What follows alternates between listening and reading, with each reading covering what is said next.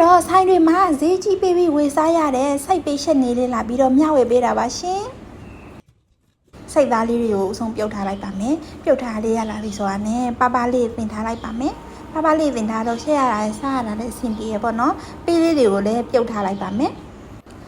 ဒါကတော့ပဝင်ပစ္စည်းတွေပဲဖြစ်ပါတယ်ကြိတ်ဆက်လေးနဲ့ကြိတ်ထားလိုက်ပါမယ်ပြီးလို့ရှိရင်တော့စပြီးတော့ရှက်ပါတော့မယ်ရှင်ကဲစီလေးပူလာပြီဆိုတာနဲ့ခုနကကြိတ်ထားတာလေးတွေကိုထည့်လိုက်မယ်ငွေသီးမွေးလာပြီဆိုတော့စိတ်သားပြုတ်ထားလေးတွေကိုထည့်လိုက်ပါမယ်ရှင်ပြီးလို့ရှိရင်တော့စိတ်သားလေးနိုးအောင်လို့အပေါ်ကဆုံစည်းရည်လေးကိုထည့်လိုက်ပါမယ်စိုက်ပေးလေးရတော့မစားရလူတွေလည်းရှိသလိုစားတဲ့သူတွေကလည်းတအားကြိုက်မဲ့ဟင်းလို့ထင်ပါတယ်ကျမကတော့စိုက်ပေးလေးကိုတအားကြိုက်တယ်ပေါ့နော်ဆိုင်တွေမှာဆိုလို့ရှိရင်ဈေးကြီးပေးပြီးစားရတယ်အိမ်မှာချက်စားတော့အလွယ်တကူနဲ့တက်တက်ရှင်းရှင်းနဲ့များများလေးလည်းစားရတယ်ပေါ့နော်အရသာအတွက်ကစားရင်းရုံမိုးလေးတွေကိုထည့်လိုက်ပါမယ်ဒါဆိုလို့ရှိရင်တော့စိတ်သားဟင်းလေးရတော့အရသာတွေပြည့်စုံသွားပါပြီနော်ကဲအိမ်မှာလည်းအလွယ်တကူချက်စားကြည့်ကြပါရှင်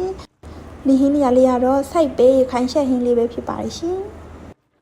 စိတ်သားလေးတွေကတော့ကြက်လာပါပြီမွေးပြိုင်လာတာနဲ့အပေါ်ကနေပုံမွေးသွားအောင်လို့မဆလာလေးတွေကိုထည့်လိုက်ပါမယ်